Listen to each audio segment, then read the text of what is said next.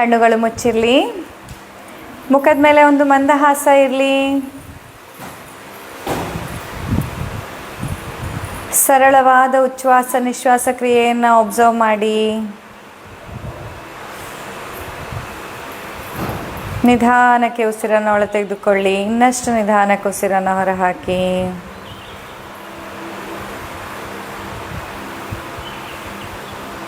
ಆಳವಾದ ಉಸಿರಾಟ.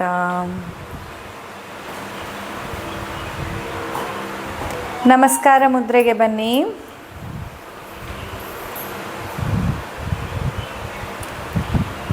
असतो मा सद्गमय तमसो मा ज्योतिर्गमय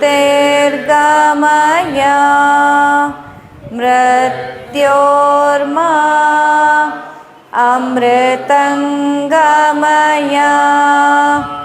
ओम शांति शांति ಶಾಂತಿ. ಎರಡು ಕೈಗಳನ್ನು ಉಜ್ಜಿ ಕಣ್ಣಿನ ಮೇಲೆ ಇಡಿ.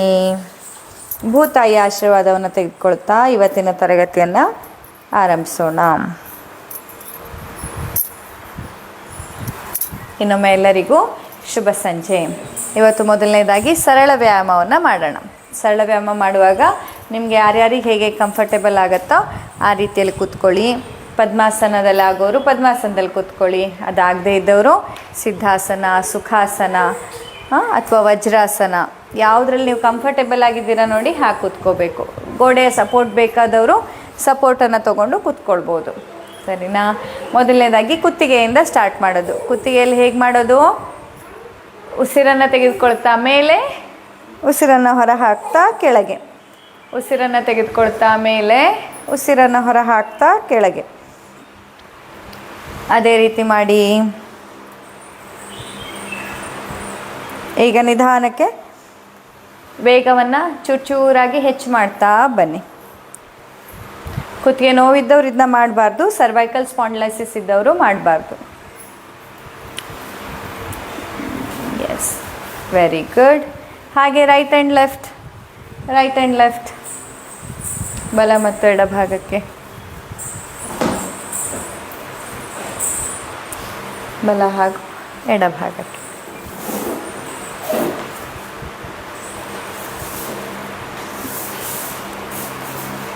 S, very good. ಹಾಗೆ ನೇರವಾಗಿದ್ದು ಬಲ ಹಾಗೂ ಎಡ ಭಾಗಕ್ಕೆ ಬೆಂಡ್ ಆಗುವಂಥದ್ದು ನೋಡಿ, ಈ ರೀತಿ. ಅಂದರೆ ನೀವು ಎಡಭಾಗಕ್ಕೆ ಬೆಂಡಾದಾಗ ಇಲ್ಲಿ ಕಿವಿ ಟಚ್ ಆಗೋದು ಇಂಪಾರ್ಟೆಂಟ್ ಅಲ್ಲ, ನಿಮ್ಮ ಕುತ್ತಿಗೆಯಲ್ಲಿ ಸೆಳೆತ ಗೊತ್ತಾಗಬೇಕು ಈ ಸೈಡ್. ಹಾಗೆ ಅಪೋಸಿಟ್ ಸೈಡಲ್ಲಿ ಮಾಡಿದಾಗಲೂ ಅಷ್ಟೇ, ಅಪೋಸಿಟ್ ಸೈಡಲ್ಲಿ ಒಂದು ಆ ಸೆಳೆತ ಗೊತ್ತಾಗಬೇಕು.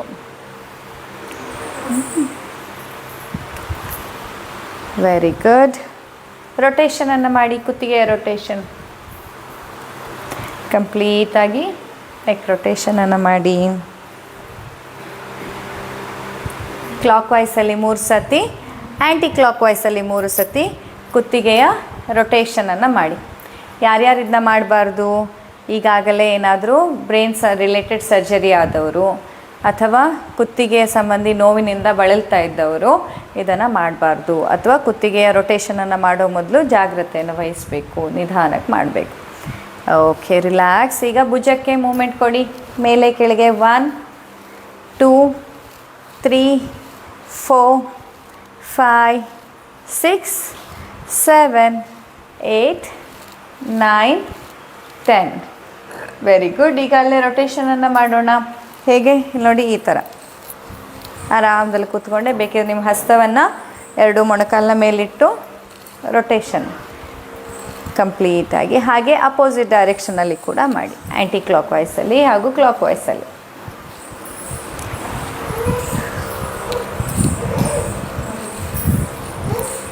Very good, very good.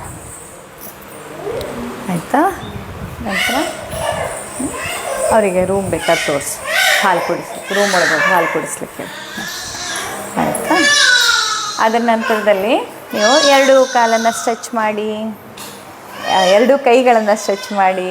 S, adjust ಮಾಡ್ಕೊಳ್ಳಿ. ಮುಷ್ಟಿ ಮುದ್ರೆಯನ್ನು ಮಾಡ್ತಾ ಮುಷ್ಟಿ ಮುದ್ರೆಯನ್ನು ಮಾಡೋದು ಬಿಡೋದು. ಎಸ್, ಮುಷ್ಟಿ ಮುದ್ರೆಯನ್ನು ಮಾಡುವಂಥದ್ದು. Very good. ಈಗ ಚಿಕ್ಕ ಚಿಕ್ಕ ವೃತ್ತಗಳನ್ನು ಮಾಡಿ, ಕ್ಲಾಕ್ ವೈಸ್ ಹಾಗೂ ಆ್ಯಂಟಿ ಕ್ಲಾಕ್ ವೈಸಲ್ಲಿ, ಹಾಗೆ ಅಪೋಸಿಟ್ ಡೈರೆಕ್ಷನಲ್ಲಿ ಕೂಡ ಮಾಡಿ. ಹಾಂ, ಈಗ ಫ್ಲ್ಯಾಪಿಂಗನ್ನು ಮಾಡಿ. ಹಕ್ಕಿ ಹಾರಿದ ಹಾಗೆ. ಹಾಂ, ಎಸ್. ರಿಲ್ಯಾಕ್ಸ್, ಕೈಗಳನ್ನ ರಿಲ್ಯಾಕ್ಸ್ ಮಾಡ್ಕೊಳ್ಳಿ. ಹಾಗೆ ನಿಮ್ಮ ಮೊಣಕೈಗೆ ಜಸ್ಟ್ ಒಂದು ಈ ಕಿಕ್ ಮಾಡಿದಾಗ, ಹೊರಗಡೆಯಿಂದ ಇದು ಮಾಡ್ದಂಗೆ. ಎಸ್. ಹಾಂ, ಬಾಕ್ಸಿಂಗಲ್ಲಿ ಮಾಡ್ತಾರಲ್ಲ. Yes, okay. ನಂತರ ಈಗ ಬಾಡಿಗೆ ಟ್ವಿಸ್ಟನ್ನು ಕೊಡುವಂಥದ್ದು. ನೋಡಿ, ಈ ಥರ ಎರಡೂ ಕಡೆಗಳಲ್ಲಿ, ರೈಟ್ ಆ್ಯಂಡ್ ಲೆಫ್ಟಲ್ಲಿ ಟ್ವಿಸ್ಟನ್ನು ಕೊಡಿ. ಬಾಡಿಗೆ ಟ್ವಿಸ್ಟನ್ನು ಕೊಡಿ. ಸಂಪೂರ್ಣವಾದ ದೇಹ ಬಲಕ್ಕೆ ಹಾಗೂ ಎಡಕ್ಕೆ ಸಂಪೂರ್ಣವಾಗಿ ಆ ಟ್ವಿಸ್ಟ್ ಫೀಲ್ ಆಗಬೇಕು. Yes, very good. ರೊಟೇಷನನ್ನು ಮಾಡಿ ಕೂತಲ್ಲೇ, ಕಂಪ್ಲೀಟ್ ರೊಟೇಷನನ್ನು ಮಾಡಿ ಕೂತಲ್ಲೇ.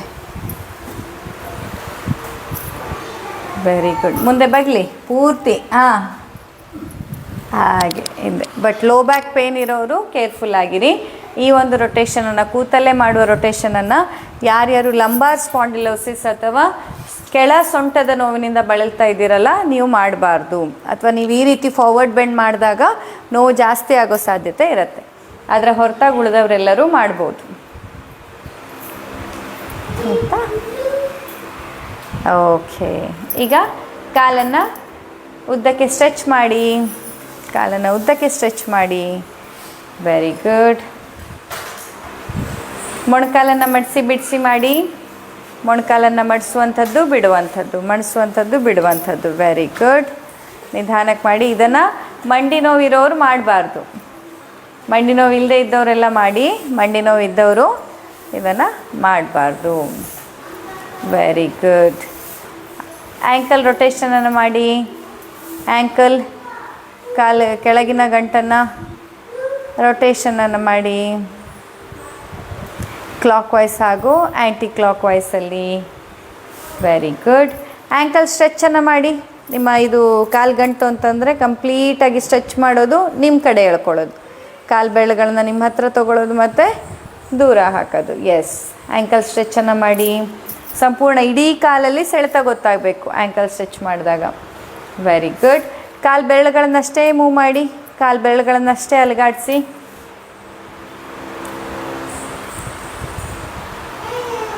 S, very good. ಈಗ ಮಲಗ್ಕೊಳ್ಳಿ. ಮಲಗಿ. ಈಗ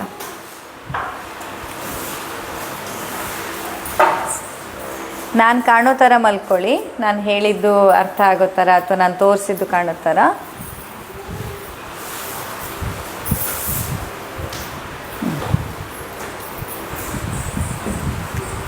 ಎಸ್, ಮ್ಯಾಟ್ ಇದೆ, ಅಲ್ಲಿ ತೊಗೋಬೋದು. ಅಲ್ಲೊಂದು ಮ್ಯಾಟ್ ಇದೆ.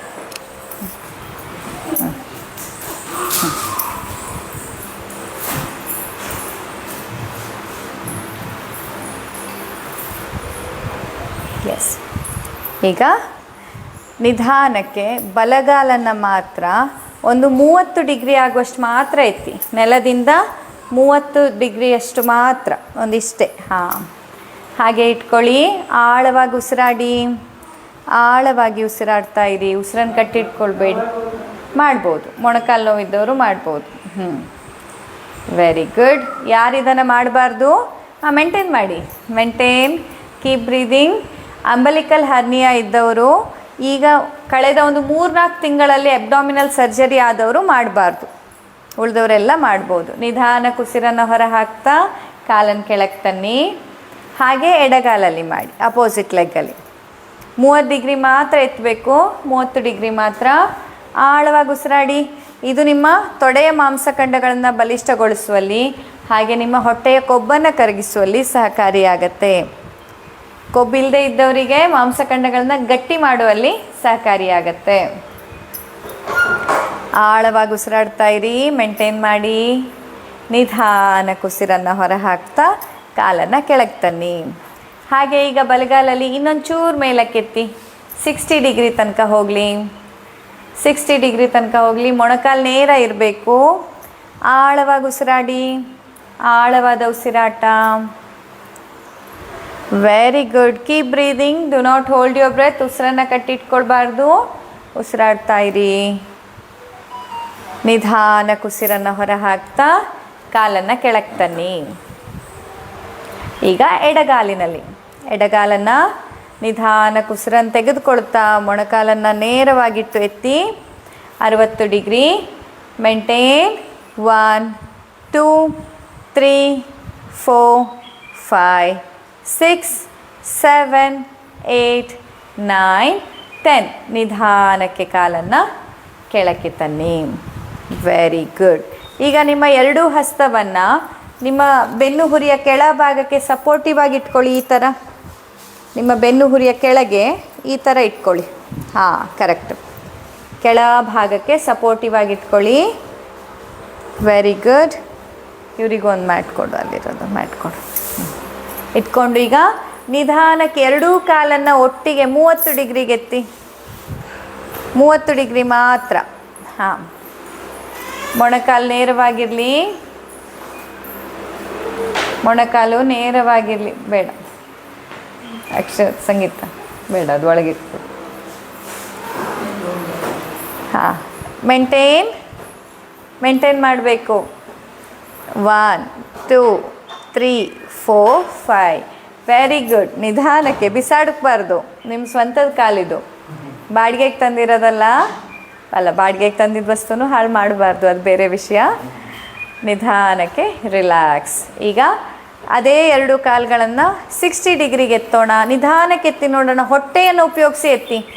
ಹೊಟ್ಟೆಯ ಮಾಂಸಖಂಡಗಳನ್ನು ಉಪಯೋಗಿಸಿ ಎತ್ತಿ. ಈ ವ್ಯಾಯಾಮ ಯಾರ್ಯಾರು ಮಂಡಿ ನೋವಿನಿಂದ ಬಳಲ್ತಾ ಇದ್ದೀರಾ ಬಟ್ ದೇಹದ ತೂಕ ಜಾಸ್ತಿ ಆಗಿದೆ ಅವರಿಗೆಲ್ಲ ಸೂಪರ್ ಆಗಿರೋವಂಥ ವ್ಯಾಯಾಮ ಇದು. Very good. Very good. ಆಳವಾದ ಉಸಿರಾಡ್ತಾ ಇರಿ. ಮೇಂಟೈನ್ ಮಾಡಿ. ವಂಡರ್ಫುಲ್. ನಿಧಾನಕ್ಕೆ ಕಾಲು ಕೆಳಗೆ ಬರಲಿ. ಉಸಿರನ್ನು ಹೊರ ಹಾಕ್ತಾ ಕಾಲು ಕೆಳಕ್ಕೆ ಬರಲಿ. ಯಾರ್ಯಾರಿಗೆ ವಾಕಿಂಗ್ ಮಾಡೋಕ್ಕಾಗ್ತಾ ಇಲ್ಲ, ತೂಕ ಜಾಸ್ತಿ ಆಗ್ತಾ ಇದೆ, ಇದೆಲ್ಲ ಪ್ರಾಕ್ಟಿಕಲ್ ಪ್ರಾಬ್ಲಮ್ಸ್ ಅಲ್ವಾ. ನಿಮಗೆ ಮಂಡಿ ನೋವು ಬರೋ ತನಕ ಮ್ಯಾಮ್ ಚೆನ್ನಾಗಿದ್ದೆ, ಮಂಡಿ ನೋವು ಬಂದಮೇಲೆ ಏನಾಯಿತು, ವಾಕಿಂಗ್ ಹೋಗೋಕ್ಕಾಗಲಿಲ್ಲ, ವಾಕಿಂಗ್ ಹೋಗೋದು ಸ್ಟಾಪ್ ಮಾಡಿದ ತಕ್ಷಣ ನನ್ನ ತೂಕ ಜಾಸ್ತಿ ಆಯಿತು. ಅವರೆಲ್ಲ ಈ ವ್ಯಾಯಾಮ ಮಾಡಬೇಕು. ಗೊತ್ತಾಗ್ತಾ ಇದೆಯಾ? ನಿಮ್ಮ ಹೊಟ್ಟೆ ಮಾಂಸಖಂಡ ಮಾತಾಡ್ತಿದೆಯಾ? ಹೊಟ್ಟೆ ನಡಗತ್ತೆ ಇನ್ನೂ ಜಾಸ್ತಿ ಪ್ರಾಕ್ಟೀಸ್ ಮಾಡಿದಾಗ. ಅಂದರೆ ನಿಮ್ಮ ಆ ಒಂದು ಹೊಟ್ಟೆಯ ಕೊಬ್ಬನ್ನು ಕರಗಿಸ್ಲಿಕ್ಕೆ, ದೇಹದಲ್ಲಿನ ಅತಿಯಾದ ತೂಕ ಹೊರ ಹಾಕಲಿಕ್ಕೆ ಇದು ತುಂಬ ಸಹಾಯ ಆಗುತ್ತೆ. ಈಗ ಎರಡೂ ಕಾಲನ್ನು ಒಟ್ಟಿಗೆ ಎತ್ತಿ 90 ಡಿಗ್ರಿಗೆ ಎತ್ತಿ. ಎರಡೂ ಕಾಲನ್ನು 90 ಡಿಗ್ರಿಗೆ. ಬೆನ್ನಿನ ಕೆಳಭಾಗಕ್ಕೆ ಸಪೋರ್ಟ್ ಇರಲಿ. ಮೊಣಕಾಲು ನೇರವಾಗಿರಲಿ. ಮೇಂಟೈನ್ ಮಾಡಿ ಪೋಸನ್ನು. ಯಾರ್ಯಾರಿಗೆ ಆಗ್ತಾ ಇಲ್ಲ ಪರವಾಗಿಲ್ಲ, ಒಂದಾದಮೇಲೆ ಒಂದನ್ನು 90 ಡಿಗ್ರಿಗೆ ಎತ್ತಿ. ಎರಡು ಒಟ್ಟಿಗೆ ಎತ್ತಕ್ಕಾಗದೇ ಇದ್ದವರು ಒಂದಾದ ನಂತರ ಒಂದನ್ನು 90 ಡಿಗ್ರಿಗೆ ಕಾಲನ್ನು ಎತ್ತಿ. Very good. ಮೇಂಟೈನ್ ಮಾಡಿ. Keep breathing. Do not hold your breath. ಮೊಣಕಾಲು ನೇರ ಇರಲಿ. Very good. ನಿಧಾನಕ್ಕೆ ಉಸಿರನ್ನು ಹೊರ ಹಾಕ್ತಾ ಕಾಲು ಕೆಳಕ್ಕೆ ಬರಲಿ. ವಂಡರ್ಫುಲ್. ಸೂಪರ್. ನಿಧಾನಕ್ಕೆ ಕಾಲನ್ನು ಕೆಳ ಹಾಕಿ. ಈಗ ಎರಡು ಮಂಡಿಗಳನ್ನು ಮಡಿಸಿಟ್ಕೊಳ್ಳಿ. ಸ್ವಲ್ಪ ಎರಡು ಮಂಡಿಗಳನ್ನು ಮಡಿಸಿಟ್ಕೊಳ್ಳಿ. Very good. ಅಲ್ಲಿಂದ ಎರಡು ಕಾಲನ್ನು ಸ್ಟ್ರೈಟ್ ಮಾಡೋದು ಮತ್ತು ಮಡಿಸೋದು. ಸ್ಟ್ರೈಟ್ ಮಾಡೋದು, ನಿಮ್ಮ ಎದೆ ಹತ್ತಿರ ತರೋದು. ಮಂಡಿಯನ್ನು ಸ್ಟ್ರೈಟ್ ಮಾಡಬೇಕು ಮತ್ತು ಎದೆ ಹತ್ತಿರ ತರಬೇಕು. Very good. ಇವ್ರದ್ದು ಕಾಲು ಮಾತ್ರ ಬರೋ ಹಾಗೆ ತೋರಿಸು. ಅವರ ಕಾಲಷ್ಟೇ ಬರಬೇಕು ನೋಡಿ. ಈ ಥರ ಮಾಡಬೇಕು. ಮಲಗಿಬಿಟ್ಟು ಮಂಡಿಯನ್ನು ಎದೆ ಹತ್ತಿರ ತರೋದು, ಸ್ಟ್ರೈಟ್ ಮಾಡೋದು. ಮೇಲೆ ಸ್ಟ್ರೈಟ್ ಅಂದರೆ 60 ಡಿಗ್ರಿ ಹತ್ರ ಹೋಗುತ್ತೆ. ಹಾಂ, ನಿಧಾನಕ್ಕೆ ರಿಲ್ಯಾಕ್ಸ್. ಇದು ಕೂಡ ಹೊಟ್ಟೆಯನ್ನು ಕರಗಿಸ್ಲಿಕ್ಕೆ ತುಂಬ ಸಹಕಾರಿಯಾಗತ್ತೆ. ಅದರಲ್ಲೂ ಮಗುಗಳಾದ ನಂತರ ನಮ್ಮ ಕೆಳ ಹೊಟ್ಟೆಯ ಬೊಜ್ಜಿರತ್ತಲ್ಲ, ಅದನ್ನ ಕರೆಸ್ಕೊಳ್ಳೋಕ್ಕೆ. ಗೊತ್ತಾಗ್ತಿದೆಯಾ? ಹೊಟ್ಟೆಯ ಕೆಳಭಾಗ ಬರ್ನ್ ಆಗ್ತಿದೆ ಅಲ್ವಾ ಇವಾಗ? ನೋಡಿ, ಇಷ್ಟು ಸಿಂಪಲ್. ಇದನ್ನು ನೀವು ಪ್ರತಿನಿತ್ಯ ಮಾಡೋದಕ್ಕೆ ಒಂದು 5-10 ನಿಮಿಷ ತೆಗೆದಿಟ್ರು ಸಾಕು. ಇವತ್ತು ನಾವು ನೋಡಿ ಗಂಟೆಗಟ್ಟಲೆ ಮಾಡಲಿಲ್ಲ, ಎಲ್ಲದನ್ನು ಒಂದು 5 ಕೌಂಟು 10 ಕೌಂಟ್ ಅಂದ್ರೂ ನಿಮಗೆ ಒಂದು ದಿನದಲ್ಲಿ ಒಂದು 10-12 ನಿಮಿಷ ಸಾಕು. ಇದಿಷ್ಟನ್ನು ಪ್ರತಿನಿತ್ಯ ಮಾಡಿದರೆ ನಿಮ್ಮ ದೇಹದ, ಅದರಲ್ಲೂ ಎಸ್ಪೆಷಲಿ ಯಾರ್ಯಾರು ಕಾಲು ನೋವಿನಿಂದ ಬಳಲ್ತಿದ್ದೀರಲ್ಲ, ನೀವು ವಾಕಿಂಗ್ ಮಾಡೋಕ್ಕೆ ಹೋಗಬೇಡಿ, ಮೆಟ್ಲು ಹತ್ತಿ ಇಳಿದು ಮಾಡಬೇಡಿ. ಇದೇ ವ್ಯಾಯಾಮವನ್ನು ಮಾಡಿಕೊಂಡು ನಿಮ್ಮ ಕ್ಯಾಲರಿಯನ್ನು ಬರ್ನ್ ಮಾಡ್ಕೊಳ್ಬೋದು, ತೂಕವನ್ನು ಕಡಿಮೆ ಮಾಡ್ಕೊಳ್ಬೋದು, ಜೊತೆಯಲ್ಲಿ ಹೊಟ್ಟೆಯ ಕೊಬ್ಬನ್ನು ಕೂಡ ಕರಗಿಸ್ಕೊಳ್ಬೋದು. ಗೊತ್ತಾಯ್ತಾ? ಓಕೆ, ಈಗ ಉಲ್ಟಾ ಮಲಗಿ, ಹೊಟ್ಟೆಯ ಮೇಲೆ ಮಲಗಿ, ಮಕರಾಸನದಲ್ಲಿ ರಿಲ್ಯಾಕ್ಸ್ ಆಗಿ ಹೊಟ್ಟೆಯ ಮೇಲೆ ಮಲಗಿ, ಎರಡೂ ಕೈಗಳನ್ನು ಈ ಥರ ಸಪೋರ್ಟ್ ಕೊಟ್ಟು ಮಕರಾಸನ, ಮೊಸಳೆಯ ಥರ ಮಲಗೋದು. ಕಾಲು ದೂರ ದೂರ ಇರಬೇಕು, ರಿಲ್ಯಾಕ್ಸ್ಡ್ ಆಗಿರಬೇಕು. ಕಾಲು ರಿಲ್ಯಾಕ್ಸ್ ಆಗಿ ದೂರ ದೂರ ಇರಬೇಕು. ಮಕರಾಸನ. Very good. ರಿಲ್ಯಾಕ್ಸ್ ಆಗಿ. ಯೋಗ ಮ್ಯಾಟ್ ಕಡಿಮೆ ಬೀಳ್ತಾ ಇದೆ, ಬೆಸ್ಟ್ ತರಬೇಕು. ಹಾಗೆ. ಎಸ್. ಈಗ ಭುಜಂಗಾಸನವನ್ನು ಮಾಡೋಣ. ಹೇಗೆ? ಮೊದಲು ಭುಜಂಗಾಸನದ ರೂಲ್ಸ್ ಏನು? ಎರಡೂ ಕಾಲಿನ ಪಾದಗಳು ಜೊತೆಗೆ ಸೇರಿರಬೇಕು. ಹಾಂ. ನಂತರ ನಿಮ್ಮ ಹಸ್ತಗಳು ಎದೆಯ ಅಕ್ಕಪಕ್ಕ ಇರಬೇಕು. ನಿಮ್ಮ ಎದೆಯ ಅಕ್ಕಪಕ್ಕ ನಿಮ್ಮ ಹಸ್ತಗಳಿರಬೇಕು. Very good. ನಂತರ ಉಸಿರನ್ನು ತೆಗೆದುಕೊಳ್ತಾ ನಿಧಾನಕ್ಕೆ ಎದೆಯನ್ನು ಮೇಲಕ್ಕೆತ್ತಿ, ಹೊಕ್ಕುಳು ನೆಲದ ಮೇಲೆಯೇ ಇರಬೇಕು. ಮತ್ತು ಮೊಣಕೈ ನೇರ ಆಗಬಾರ್ದು, ಹಾಗೆ ಮೊಣಕೈ ದೇಹದಿಂದ ದೂರ ಹೋಗಬಾರ್ದು. ನೀವು ಭುಜಂಗಾಸನದಲ್ಲಿ ಮೇಲೆ ಬರ್ತಾ ನಿಮ್ಮ ಮೊಣಕೈ ಹೀಗೆ ಹೋಗಬಾರ್ದು, ನಿಮ್ಮ ಮೈ ಹತ್ತಿರ ಬರಬೇಕು, ಮೊಣಕೈ ಹತ್ತಿರ ಬರಬೇಕು. Very good. ಮೇಲಕ್ಕೆ ಎತ್ತಿ ಎದೆಯನ್ನು. ವಂಡರ್ಫುಲ್. ಕಾಲ್ಪಾದ ಜೊತೆಗಿರಲಿ, ದೂರ ದೂರ ಬೇಡ. ಮೊಣಕೈ ದೇಹದ ಹತ್ತಿರಕ್ಕೆ ಬರಲಿ, ಮೈಗೆ ತಾಗಲಿ. ಹಾಂ. Keep breathing. ಉಸಿರಾಡ್ತಾ ಇರಿ. ಈಗ ಉಸಿರನ್ನು ಕಟ್ಟಿಟ್ಕೊಳ್ಬೇಡಿ, ನಿಧಾನಕ್ಕೆ ಉಸಿರನ್ನು ಹೊರ ಹಾಕ್ತಾ ಕೆಳಗೆ ಬನ್ನಿ, ರಿಲ್ಯಾಕ್ಸ್ ಆಗಿ. Very good. ಮತ್ತು ಮಕರಾಸನದಲ್ಲಿ ರಿಲ್ಯಾಕ್ಸ್. ಪ್ರತಿನಿತ್ಯ ಇದನ್ನು ನೀವು ರಿಪಿಟೇಷನ್ ಮಾಡೋಕ್ಕಿಂತ ಏನು ಮಾಡಬೇಕು? ಡ್ಯೂರೇಷನ್ ಹೆಚ್ಚು ಮಾಡ್ತಾ ಹೋಗಬೇಕು. ಈಗ ಇವತ್ತು 3 ಸೆಕೆಂಡ್ ಇದ್ದರೆ ನಾಳೆ 4 ಸೆಕೆಂಡ್, ನಾಡಿದ್ದು 5 ಸೆಕೆಂಡ್, ಹೀಗೆ ನಿಮ್ಮ ಡ್ಯೂರೇಷನನ್ನು ಜಾಸ್ತಿ ಮಾಡ್ತಾ ಹೋಗಬೇಕು. ರಿಪಿಟೇಷನ್ ಮಾಡೋ ಅಗತ್ಯ ಇರಲ್ಲ, ಅಥವಾ ರಿಪಿಟೇಷನಿಂದ ಎಷ್ಟೊತ್ತಿ ಸಮಸ್ಯೆನೇ ಆಗುತ್ತೆ. ಅದರ ಬದಲು ನೀವೇನು ಮಾಡ್ತಾ ಇದ್ದೀರಾ ಆಸನವನ್ನು, ಅದರ ಡ್ಯೂರೇಷನನ್ನು ಹೆಚ್ಚು ಮಾಡ್ತಾ ಹೋಗಬೇಕು. ಆಗ ಲಾಭ ಜಾಸ್ತಿ, ಮತ್ತು ಫ್ಯಾಟ್ ಬರ್ನ್ ಕೂಡ ತುಂಬ ಚೆನ್ನಾಗಾಗತ್ತೆ ಆವಾಗ. ಸರಿನಾ? ಓಕೆ.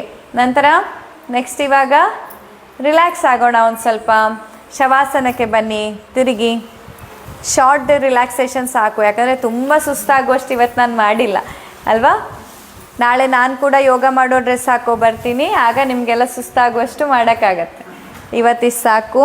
ಒಂದು ಕ್ವಿಕ್ಕಾಗಿ ರಿಲ್ಯಾಕ್ಸೇಷನ್ ಜೊತೆಯಲ್ಲಿ ಓಂಕಾರವನ್ನು ಮಾಡೋಣ. ಓಂಕಾರದ ಚಾಂಟಿಂಗ್ ಜೊತೆಯಲ್ಲಿ ಈಗ ರಿಲ್ಯಾಕ್ಸೇಷನ್ ತಗೊಳ್ಳೋದು. ಹೇಗೆ? ಕಾಲುಗಳು ಸ್ವಲ್ಪ ದೂರ ಇರಲಿ, ರಿಲ್ಯಾಕ್ಸ್ ಆಗಿರಲಿ. ಕೈಗಳು ಮೇಲ್ಮುಖವಾಗಿರಲಿ, ಹಸ್ತ ಆದರೆ ಮ್ಯಾಟ್ನ ಮೇಲೆ ಇರಲಿ ಕೈ.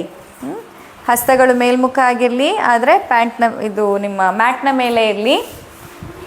ಕಾಲು ದೂರ ಇರಲಿ. ಹಾಂ, ಎಸ್. ಕಣ್ಣುಗಳು ಮುಚ್ಚಿರಲಿ. ಇಡೀ ದೇಹವನ್ನು ಸಂಪೂರ್ಣವಾಗಿ ಮ್ಯಾಟ್ನ ಮೇಲೆ ರಿಲ್ಯಾಕ್ಸ್ ಆಗಲಿಕ್ಕೆ ಬಿಡಿ. ಸಂಪೂರ್ಣವಾಗಿ ನಿಮ್ಮ ದೇಹದ ತೂಕವನ್ನು ಮ್ಯಾಟಿಗೆ ವರ್ಗಾವಣೆ ಮಾಡಿ. ನಿಮ್ಮ ಎರಡೂ ಕಾಲು ಬೆರಳುಗಳಿಂದ ಹಿಡಿದು ಸೊಂಟದ ತನಕ ಗಮನವನ್ನು ಕೇಂದ್ರೀಕೃತ ಮಾಡ್ತಾ ಆಳವಾಗಿ ಉಸಿರನ್ನು ತಗೊಂಡು, ಉಸಿರನ್ನು ಹೊರ ಹಾಕುವಾಗ ನಾವು 7 ಬಾರಿ ಅಕಾರವನ್ನು ಹೇಳೋಣ. ಓಂ ಅಲ್ಲ, ಅಕಾರ. ಎರಡೂ ಕಾಲಿನ ಮೇಲೆ ಗಮನ ಕೇಂದ್ರೀಕೃತ ಮಾಡಿ ಆಳವಾಗಿ ಉಸಿರನ್ನು ತಗೊಳ್ಳಿ. ಉಸಿರನ್ನು ಹೊರ ಹಾಕ್ತಾ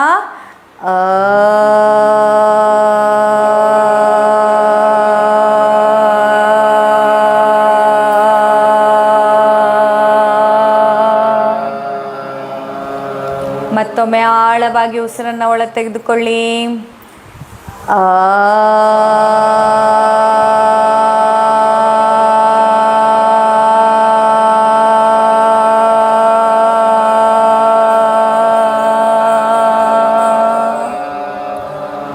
ಇನ್ನೊಮ್ಮೆ ಆಳವಾಗಿ ಉಸಿರನ್ನು ಒಳ ತೆಗೆದುಕೊಳ್ಳಿ.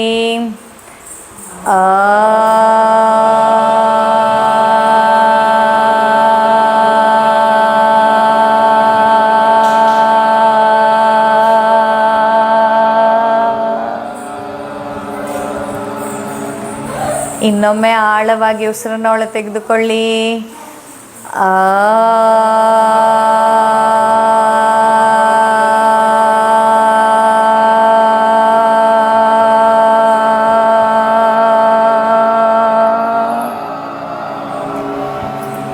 ಆಳವಾಗಿ ಉಸಿರನ್ನು ಒಳ ತೆಗೆದುಕೊಳ್ಳಿ.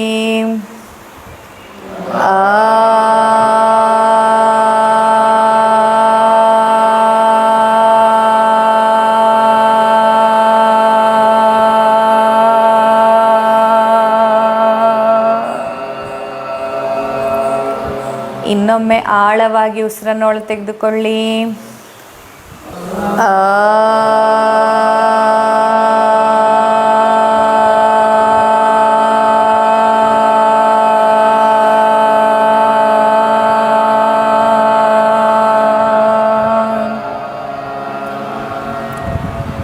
ಕೊನೆಯ ಬಾರಿ ಆಳವಾಗಿ ಉಸಿರನ್ನು ಒಳ ತೆಗೆದುಕೊಂಡು ಉಸಿರನ್ನು ಹೊರ ಹಾಕ್ತಾ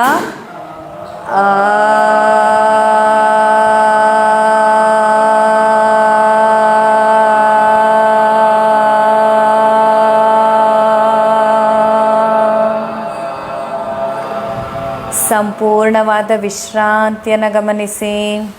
ಎರಡೂ ಕಾಲುಗಳು ಸೊಂಟದ ತನಕ ಸಂಪೂರ್ಣವಾದ ವಿಶ್ರಾಂತಿ. ಈಗ ದೇಹದ ಮಧ್ಯಭಾಗವನ್ನು ಗಮನಿಸಿ. ಹೊಟ್ಟೆ, ಎದೆ, ಬೆನ್ನು, ಕೆಳಗಿನ ಸೊಂಟ, ಹಾಗೆ ಎರಡು ಕೈಗಳು. ದೇಹದ ಮಧ್ಯಭಾಗವನ್ನು ಗಮನಿಸ್ತಾ ಊಕಾರವನ್ನು ಹೇಳೋಣ. ಮೊದಲು ಆಳವಾಗಿ ಉಸಿರನ್ನು ತಗೊಳ್ಬೇಕು. ಉಸಿರನ್ನು ಹೊರ ಹಾಕುವಾಗ ಊಕಾರವನ್ನು ಹೇಳುವಂಥದ್ದು. ಆಳವಾಗಿ ಉಸಿರನ್ನು ಒಳ ತೆಗೆದುಕೊಳ್ಳಿ. ದೇಹದ ಮಧ್ಯಭಾಗದಲ್ಲಿ ಗಮನ ಕೇಂದ್ರೀಕೃತ ಆಗಿರಲಿ. ಓ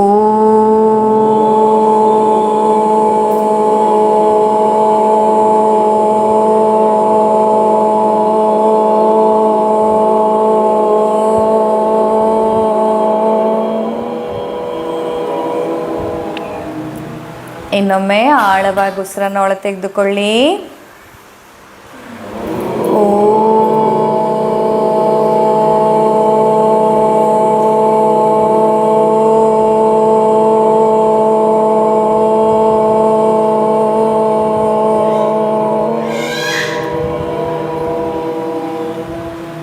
ಆಳವಾಗಿ ಉಸಿರನ್ನು ಒಳ ತೆಗೆದುಕೊಳ್ಳಿ.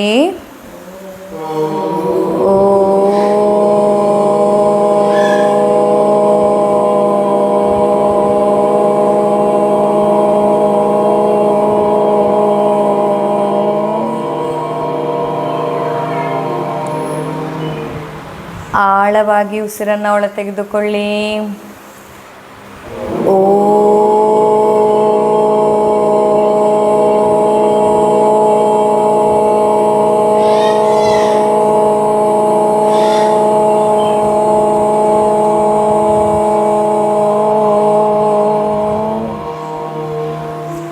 ಇನ್ನೊಮ್ಮೆ ಆಳವಾಗಿ ಉಸಿರನ್ನು ಒಳ ತೆಗೆದುಕೊಳ್ಳಿ.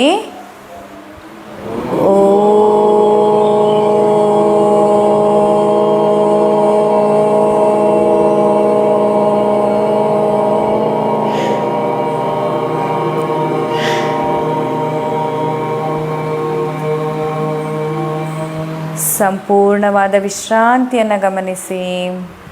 ದೇಹದ ಮಧ್ಯಭಾಗಕ್ಕೆ ಎರಡೂ ಕೈಗಳಿಗೆ ಸಂಪೂರ್ಣವಾದ ವಿಶ್ರಾಂತಿ. ಈಗ ಕುತ್ತಿಗೆ ಹಾಗೂ ಕುತ್ತಿಗೆಯ ಮೇಲ್ಭಾಗವನ್ನು ಗಮನಿಸ್ತಾ ಸಂಪೂರ್ಣವಾದ ವಿಶ್ರಾಂತಿಯನ್ನು ಪಡೆಯೋದಕ್ಕೆ ಆಳವಾಗಿ ಉಸಿರನ್ನು ತಗೊಂಡು ಉಸಿರನ್ನು ಹೊರ ಹಾಕುವಾಗ ಮಕಾರವನ್ನು ಹೇಳುವಂಥದ್ದು. ಎರಡೂ ತುಟಿಗಳನ್ನು ಮುಚ್ಚಿಟ್ಟು ಅಂತ ಹಮ್ಮಿಂಗ್ ಬೀ ಸೌಂಡ್ ಥರ, ದುಂಬಿಯ ಥರನಾದ ಶಬ್ದವನ್ನು ಮಾಡುವಂಥದ್ದು. ಸಂಪೂರ್ಣವಾಗಿ ಕುತ್ತಿಗೆಯ ಮೇಲ್ಭಾಗದ ಅಂಗಕ್ಕೆ ವಿಶ್ರಾಂತಿಯನ್ನು ನೀಡೋದಕ್ಕೋಸ್ಕರ ಆಳವಾಗಿ ಉಸಿರನ್ನು ಒಳ ತೆಗೆದುಕೊಳ್ಳಿ. ಉಸಿರನ್ನು ಹೊರ ಹಾಕುವಾಗ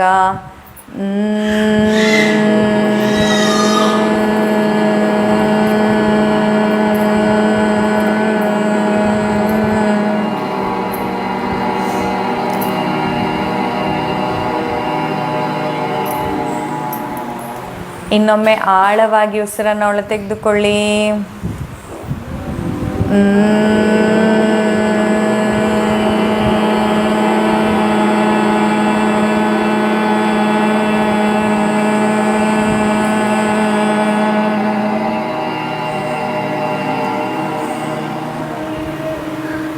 ಆಳವಾಗಿ ಉಸಿರನ್ನು ಒಳ ತೆಗೆದುಕೊಳ್ಳಿ.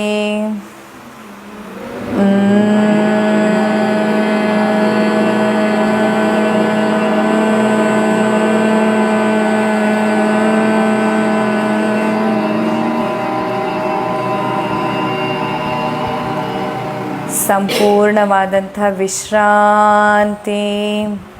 ಕುತ್ತಿಗೆ ಹಾಗೂ ಕುತ್ತಿಗೆಯ ಮೇಲ್ಭಾಗಕ್ಕೆ ಸಂಪೂರ್ಣವಾದ ವಿಶ್ರಾಂತಿಯನ್ನು ಗಮನಿಸಿ.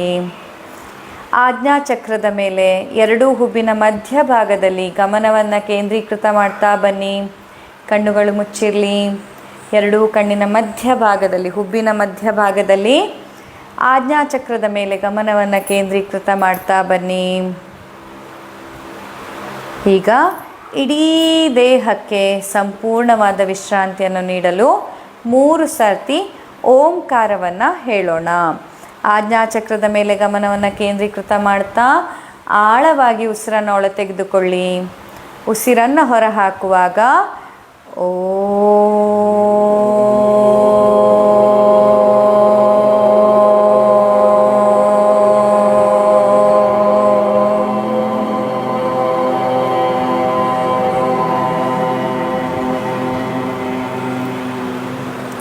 ಸಂಪೂರ್ಣವಾದ ವಿಶ್ರಾಂತಿ.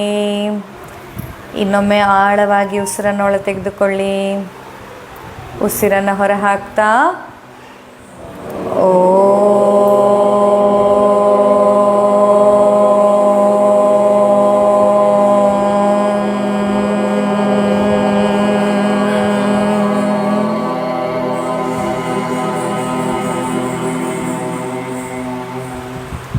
ವಿಶ್ರಾಂತಿ. ಸಂಪೂರ್ಣ ದೇಹಕ್ಕೆ ಸಂಪೂರ್ಣವಾದ ರೀತಿಯಲ್ಲಿ ವಿಶ್ರಾಂತಿಯನ್ನು ಅನುಭವಿಸಿ. ಕೊನೆಯದಾಗಿ ಇನ್ನೊಮ್ಮೆ ಆಳವಾದ ಉಸಿರನ್ನು ಒಳ ತೆಗೆದುಕೊಂಡು ಉಸಿರನ್ನು ಹೊರ ಹಾಕ್ತಾ ಓ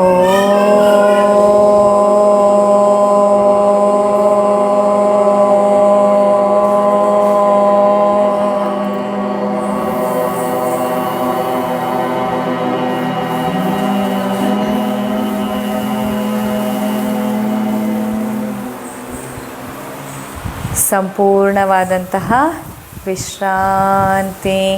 ದೇಹದ ಪ್ರತಿಯೊಂದು ಅಂಗಕ್ಕೆ, ಪ್ರತಿಯೊಂದು ಜೀವಕೋಶಕ್ಕೆ ವಿಶ್ರಾಂತಿಯನ್ನು ಗಮನಿಸ್ತಾ ನಿಧಾನಕ್ಕೆ 2 ಕೈ ಬೆರಳು ಕಾಲು ಬೆರಳುಗಳನ್ನು ಅಲುಗಾಡಿಸಿ ಬಲಗಡೆಗೆ ಮಗ್ಲಾಗಿ ತಾಯಿಯ ಗರ್ಭದಲ್ಲಿ ಮಗು ಮಲಗಿದ ಹಾಗೆ ಮುದುಡಿಕೊಂಡು ಮಲಗಿ. ತಾಯಿಯ ಗರ್ಭದಲ್ಲಿ ಮಗು ಮಲಗಿದ ಹಾಗೆ ಮುದುಡಿಕೊಂಡು ಮಲಗಿ. ಕಣ್ಣುಗಳು ಮುಚ್ಚಿರಲಿ. ವಿಶ್ರಾಂತಿಯನ್ನು ಅನುಭವಿಸಿ. ಸಂಪೂರ್ಣವಾಗಿ ವಿಶ್ರಾಂತಿಯನ್ನು ಗಮನಿಸಿ.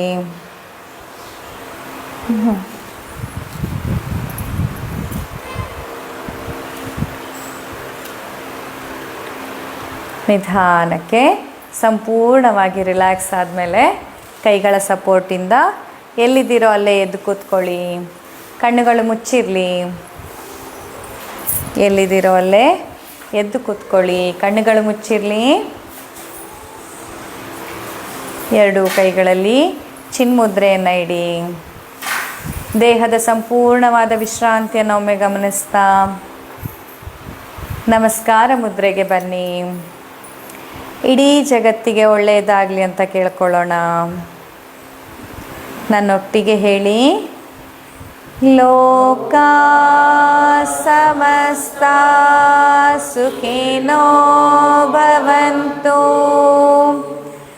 ಲೋಕ ಸಮಸ್ತ ಸುಖಿನೋ ಭವಂತು. ಲೋಕ ಸಮಸ್ತ ಸುಖಿನೋ ಭವಂತು. ಓಂ ಶಾಂತಿ ಶಾಂತಿ. ಶಾಂತೇಃ. ಎರಡು ಕೈಗಳನ್ನು ಉಜ್ಜಿ ಕಣ್ಣಿನ ಮೇಲೆ ಇಡಿ. ಭೂತಾಯಿ, ಭಾರತ ಮಾತೆ, ಗೋಮಾತೆ ಹಾಗೂ ನಮಗೆ ಜನ್ಮ ಕೊಟ್ಟ ಮಹಾತಾಯಿಯನ್ನು ನೆನಪು ಮಾಡ್ತಾ ಅವರೆಲ್ಲರ ಆಶೀರ್ವಾದವನ್ನು ಪಡ್ಕೊಳ್ತಾ ಇವತ್ತಿನ ತರಗತಿಯನ್ನು ಇಲ್ಲಿಗೆ ಮುಕ್ತಾಯಗೊಳಿಸೋಣ. ಈ ರೀತಿಯಾಗಿ ಪ್ರತಿನಿತ್ಯ ನೀವು ಯೋಗಾಭ್ಯಾಸವನ್ನು ಮಾಡುವಾಗ ಮೊದಲು ಒಂದು ಸರಳ ವ್ಯಾಯಾಮವನ್ನು ಮಾಡಿಯೇ ಮಾಡಬೇಕು. ಸುಮ್ಮನೆ ಎಕ್ಸಸೈಸ್ ಮಾಡಿಬಿಟ್ರೆ ಎಷ್ಟೋ ಸತಿ ಅದರಿಂದನೇ ಲಿಗಮೆಂಟ್ಸ್ಗಳು ಟೇರ್ ಆಗುವಂಥದ್ದು, ಟೆಂಡಾನ್ಸ್ಗಳ ಇಂಜುರಿ ಆಗುವಂಥದ್ದು, ಮೆನಿಸ್ಕಲ್ ಟೇರ್ ಅಂತ ಆಗುವಂಥದ್ದು ಸಾಧ್ಯತೆ ಇರುತ್ತೆ. ಹಾಗಾಗಿ ಯಾವುದೇ ಕಾರಣಕ್ಕೂ ಸರಳ ವ್ಯಾಯಾಮ ಇಲ್ಲದೆ ನೀವು ಯಾವುದೇ ಯೋಗಾಭ್ಯಾಸ ಅಥವಾ ವ್ಯಾಯಾಮವನ್ನು ಪ್ರಾಕ್ಟೀಸ್ ಮಾಡಬಾರ್ದು. ಅದರಿಂದ ಪ್ರಾಬ್ಲಮ್ಮೇ ಜಾಸ್ತಿ ಆಗುತ್ತೆ. ಎರಡನೇದಾಗಿ ಯೋಗಾಸನ ಅಥವಾ ವ್ಯಾಯಾಮ ಮುಗಿದ ನಂತರ ನೀವು ವಿಶ್ರಾಂತಿಯನ್ನು ತೆಗೆದುಕೊಳ್ಳಲಿಕ್ಕೇ ಬೇಕು. ಕಂಪಲ್ಸರಿ ವಿಶ್ರಾಂತಿಯನ್ನು ತೆಗೆದುಕೊಳ್ಳಲಿಕ್ಕೆ ನಿಮಗೆ ಸಮಯ ಇಲ್ಲದೆ ಇರೋ ದಿನ ನೀವು ಯೋಗವನ್ನು ಬೇಕಾದರೆ ಸ್ಕಿಪ್ ಮಾಡಿ. ಆದರೆ ವಿಶ್ರಾಂತಿ ಇಲ್ಲದೆ, ಅಥವಾ ಎಷ್ಟೋ ಜನ ಇರ್ತಾರೆ ಯೋಗ ಕ್ಲಾಸಲ್ಲಿ ಶವಾಸನ ಸ್ಕಿಪ್ ಮಾಡಿ ಮನೆಗೆ ಹೋಗೋದು, ಮಗುವಿಗೆ ಸ್ಕೂಲಿಗೆ ಬಿಡಕ್ಕೆ ಹೋಗೋದಿದೆ, ಆಫೀಸಿಗೆ ಲೇಟ್ ಆಯಿತು, ಇನ್ನೊಂದೇನೋ ಅಂತ ಹೆಚ್ಚಿನವ್ರು ಏನು ಮಾಡ್ತಾರೆ, ಯೋಗ ಕ್ಲಾಸಿಗೆ ಹೋಗ್ತಾರೆ ಎವ್ರಿ ಡೇ. ಆದರೆ ಶವಾಸನ ಅಥವಾ ಲಾಸ್ಟ್ ರಿಲ್ಯಾಕ್ಸೇಷನ್ ಬಂದ ತಕ್ಷಣ ಪ್ಲೀಸ್ ಮ್ಯಾಮ್ ಇವತ್ತೊಂದಿನ ಅಂತ ಎಲ್ಲರೂ ಬ್ಯಾಗ್ ತೊಗೊಂಡು ಹೋಗ್ತಾ ಇರ್ತಾರೆ. ಹಾಗೆ ನೀವು ಮಾಡೋದಾದರೆ ಯೋಗ ಕ್ಲಾಸಿಗೆ ಹೋಗಬೇಡಿ, ಎಕ್ಸಸೈಸಿಗೆ ಹೋಗಬೇಡಿ. ಯೋಗ ಇರ್ಬೋದು, ಜುಂಬಾ ಇರ್ಬೋದು, ಎಕ್ಸಸೈಸ್ ಇರ್ಬೋದು, ಜಿಮ್ ಇರ್ಬೋದು, ಬೇರೆ ಯಾವುದೇ ರೀತಿಯ ಫಿಸಿಕಲ್ ಆ್ಯಕ್ಟಿವಿಟಿ ಅಥವಾ ವ್ಯಾಯಾಮ ನೀವು ಮಾಡ್ತಿದ್ದೀರಾ ಅಂದರೆ ಅದಕ್ಕೆ ಸರಳ ವ್ಯಾಯಾಮ ಹಾಗೂ ವಿಶ್ರಾಂತಿ ಬೇಕೇ ಬೇಕು. ಅದು ಎರಡು ಇಲ್ಲದೆ ನೀವು ಮಾಡಿದರೆ ಮತ್ತೊಂದು ಹೊಸ ಪ್ರಾಬ್ಲಮ್ ಶುರುವಾಗತ್ತೆ. ಹಾಗಾಗಬಾರ್ದು, ನೆನ್ಪಿಟ್ಕೊಂಡು ಇದನ್ನು ಮಾಡಬೇಕು. ಮತ್ತು ಉಸಿರಾಟದಲ್ಲೇ ಇರೋದು ರಿಲ್ಯಾಕ್ಸೇಷನ್ ಅನ್ನೋದು. ನೀವೆಷ್ಟು ಆಳವಾಗಿ ಉಸಿರಾಡ್ತಾ ಉಸಿರಿನಲ್ಲಿ ನಿಮ್ಮನ್ನು ಇನ್ವಾಲ್ವ್ ಮಾಡ್ಕೊಳ್ತಾ ಹೋಗ್ತೀರಾ ಅಷ್ಟು ಬೇಗ ನಿಮಗೆ ರಿಲ್ಯಾಕ್ಸೇಷನ್ ಸಿಗ್ತಾ ಹೋಗುತ್ತೆ. ಗೊತ್ತಾಯ್ತಲ್ಲ? ಪ್ರತಿನಿತ್ಯ ಎಲ್ಲ ಏನೇನು ಆ್ಯಕ್ಟಿವಿಟೀಸನ್ನು ಇಲ್ಲಿ ಹೇಳಿದ್ದಾರೆ ಅದನ್ನೆಲ್ಲ ಮಾಡಬೇಕು.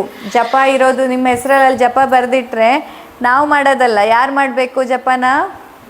ನೀವೇ ಮಾಡಬೇಕು. ಯಾರಿಗೆ ಹುಷಾರಾಗಬೇಕು? ನಿಮ್ಗಾಗಬೇಕು. ಅಂದಮೇಲೆ ನೀವೇ ಜಪ ಮಾಡಬೇಕು. ನಿಮ್ಮ ಸಲುವಾಗಿ ಈಗ ನಾನು ಜಪ ಮಾಡೋದು ನಿಮಗೆ ಗುಣ ಆಗಿದ್ದರೆ ಪರವಾಗಿರಲಿಲ್ಲ. ಹಾಗಾಗಲ್ಲ. ಹೆಚ್ಚಿನವ್ರು ಏನು ಮಾಡ್ತಾರೆ ಅಂದರೆ ಇದನ್ನ ಸ್ಕಿಪ್ ಮಾಡಿಬಿಡೋದು. ಆ ಜಪ ಇರೋ ಅವರ್ ಅಂದರೆ ಅದು ಫ್ರೀ ಅವರ್ ಅಂತ. ಅದು ಟ್ರೀಟ್ಮೆಂಟ್ ಅಲ್ಲ ಅನ್ನೋ ಲೆಕ್ಕ. ಅದು ತುಂಬ ಇಂಪಾರ್ಟೆಂಟ್ ಟ್ರೀಟ್ಮೆಂಟ್ ಅದು. ಅದು ಮಾತ್ರ ಯಾಕೆ ಇದನ್ನೆಲ್ಲ ಇಲ್ಲಿ ನೋಡಿ, ಈಗ ಜಪವನ್ನು, ಪ್ರಾಣಾಯಾಮವನ್ನು ಯಾಕೆ ನಿಮಗೆ ನಾವು ಟ್ರೀಟ್ಮೆಂಟ್ ಶೆಡ್ಯೂಲಲ್ಲಿ ಹಾಕ್ತೀವಿ? ಯಾಕೆ ಅಂದರೆ ಜೀವನ ಪೂರ್ತಿ ನೀವು ಟ್ರೀಟ್ಮೆಂಟ್ ಅಥವಾ ಔಷಧಿಯ ಮೇಲೆ ಡಿಪೆಂಡ್ ಆಗಿರಬಾರ್ದು ಅಂತ. ಇಲ್ಲ ಅಂತಂದರೆ ಬರೀ ಪಂಚಕರ್ಮ ಆಶ್ರಯ ಮಾಡಿ ನಿಮ್ಮನ್ನು ನಾವು ಜೀವನ ಪೂರ್ತಿ ಪಂಚಕರ್ಮ ಟ್ರೀಟ್ಮೆಂಟಲ್ಲೋ ಅಥವಾ ಔಷಧಿಯಲ್ಲೋ ಡಿಪೆಂಡ್ ಆಗಿರೋ ಹಾಗೆ ಮಾಡಿದ್ರೆ ನಮಗೆ ಲಾಭನೇ ಅಲ್ವಾ? ಆದರೆ ಅಲ್ಲ, ಅದು ಕ್ಷಣಿಕ ಲಾಭ. ಬ್ರಾಡರ್ ಆಸ್ಪೆಕ್ಟಲ್ಲಿ ನೋಡಿದಾಗ ನಮಗೆ ಆ ಲಾಭ ಬೇಡ. ನಮಗೆ ಎಲ್ಲರೂ ಆರೋಗ್ಯವಂತರಾಗಬೇಕು. ನಮ್ಮ ಭಾರತ ವಿಶ್ವಗುರು ಆಗಬೇಕಲ್ವಾ? ಆಗಬೇಕಂದಾಗ ನಾವು ಹೆಲ್ದಿ ನೇಷನನ್ನು ಕಟ್ಟಬೇಕಲ್ವಾ? ಇಲ್ದಿದ್ರೆ ಹೆಲ್ತೇ ಇಲ್ದಿದ್ರೆ ಏನು ಮಾಡ್ತಾರೆ? ಯಾವ ಡಿಗ್ರಿ ಇಟ್ಕೊಂಡು, ಯಾವ ಕ್ವಾಲಿಫಿಕೇಷನ್ ಇಟ್ಕೊಂಡು ಏನು ಮಾಡ್ತಾರೆ ಹೆಲ್ತ್ ಇಲ್ಲದೆ ಇದ್ದರೆ? ಹಾಗಾಗಿ ಸ್ವಸ್ಥ ಭಾರತವನ್ನು ಕಟ್ಟಬೇಕಂದಾಗ ನಾವೆಲ್ಲರೂ ಆರೋಗ್ಯವನ್ನು ಕಾಪಾಡಿಕೊಳ್ಳಿಕ್ಕೆ ಬೇಕು. ಬರೀ ಮೆಡಿಕೇಷನ್ಸಿಂದ ಆಗಲ್ಲ, ಬರೀ ಪಂಚಕರ್ಮದಿಂದ ಆಗಲ್ಲ. ಅದರೊಟ್ಟಿಗೆ ನಮ್ಮ ಪ್ರಾಣಾಯಾಮ, ಯೋಗ, ಒಂದಿಷ್ಟು ಆ ಒಂದು ಮೆಡಿಟೇಷನ್ ಟೆಕ್ನಿಕ್ಗಳು, ಜಪವನ್ನು ಮಾಡುವಂಥದ್ದು ಅದೆಲ್ಲದೂ ಇದ್ದಾಗ ನೀವು ಔಷಧಿ ಇಲ್ಲದೇನೂ ಆರಾಮಾಗಿರೋಕ್ಕಾಗತ್ತೆ. ಗೊತ್ತಾಯ್ತಾ? ಹಾಗಾಗಿ ಔಷಧಿ ಇಲ್ಲದೆ ಆರಾಮಾಗಿರ್ಬೇಕಂತಲೇ ಅದೆಲ್ಲ ನಿಮ್ಮ ಚಾರ್ಟಲ್ಲಿ ಹಾಕಿರೋದು. ಆ ಚಾರ್ಟಲ್ಲಿ ಹಾಕಿರೋದನ್ನು ಫಾಲೋ ಮಾಡಿದರೆ ನಿಮಗೆ ಲಾಭ. ಫಾಲೋ ಮಾಡದೇ ಇದ್ದರೆ ಆಸ್ಪತ್ರೆಯವ್ರಿಗೆ ಲಾಭ. ಯಾಕೆ ಹೇಳಿ? ಪದೇ ಪದೇ ಪದೇ ಪದೇ ನೀವು ಪೇಷಂಟ್ ಆಗಿಯೇ ಇರ್ತೀರ. ಹಾಗೆ ಎಲ್ಲ ಒಂದಲ್ಲ ಒಂದು ಹಾಸ್ಪಿಟ್ಲ್, ಇದಲ್ಲದೆ ಇದ್ದರೆ ಇನ್ನೊಂದು ಹಾಸ್ಪಿಟ್ನಲ್ಲಿ ಆಸ್ಪತ್ರೆಗಳಿಗೆ ಲಾಭ ಆಗುತ್ತೆ ಹೊರತಾಗಿ ನಿಮಗೆ ಅದರಿಂದ ಲಾಭ ಆಗಲ್ಲ. ಹಾಗಾಗಿ ದಯವಿಟ್ಟು ಎಲ್ಲದನ್ನು ಫಾಲೋ ಮಾಡಿ. ಗೊತ್ತಾಗದೇ ಇದ್ದದ್ದು ಯಾವುದಾದ್ರೂ ಇದ್ದರೆ ಕೇಳಿ, ನಾನು ಹೇಳ್ಕೊಡ್ತೀನಿ. ಅಥವಾ ಇಲ್ಲಿ ಸಂಜೆ ಬಂದಾಗ ಕೇಳ್ಬೋದು. ಈಗೇನೋ ಇವತ್ತಲ್ಲಿ ಚಾರ್ಟಲ್ಲಿ ಇದ್ದದ್ದು ಯಾವುದಾದ್ರೂ ನಿಮಗೆ ಗೊತ್ತಾಗದಿದ್ದರೆ ನೀವು ಸಂಜೆ ನನ್ನ ಹತ್ರ ಇಲ್ಲಿ ಕೇಳಿದರೆ ನಾನು ಹೇಳ್ಕೊಡ್ತೀನಿ. ಕ್ಲಾಸ್ನ ನಂತರ ಕೂಡ ನೀವು ಅದನ್ನ ಮತ್ತೆ ಪ್ರಾಕ್ಟೀಸ್ ಮಾಡಲಿಕ್ಕಾಗತ್ತೆ. ಅಡ್ಡಿಲ್ವಾ? ಓಕೆ, ಸರಿ. ಹಾಗಿದ್ರೆ ಸಿಗೋಣವಾ ನಾಳೆ ಸಂಜೆ ಭಜನೆಗೆಲ್ಲರೂ ಬನ್ನಿ. ಭಜನೆ ಎಲ್ಲ ಮಾಡೋಣ. ನಾಳೆ ಮತ್ತೆ ಭೇಟಿಯಾಗೋಣ. ನಾಳೆ ಬೆಳಗ್ಗೆ 6 ಗಂಟೆಗೆ ಯಾರ್ಯಾರಿಗೆ ಟ್ರೀಟ್ಮೆಂಟ್ ಇಲ್ಲ ಅವರೆಲ್ಲ ಬನ್ನಿ. ನಾವು ಸನ್ರೈಸ್ ನೋಡೋಕ್ಕೆ ಹೋಗೋಣ. ಟ್ರೀಟ್ಮೆಂಟ್ ಇಲ್ಲದೆ ಇದ್ದವ್ರು ಮುಚ್ಚಾಕೊಂಡು ಮಲಗೋದಲ್ಲ, ಬರಬೇಕು ಹೊರಗಡೆ. ಆಯಿತಾ? ಓಕೆ, ಹಾಗಿದ್ರೆ ಸಿಗೋಣ. ನಮಸ್ಕಾರ.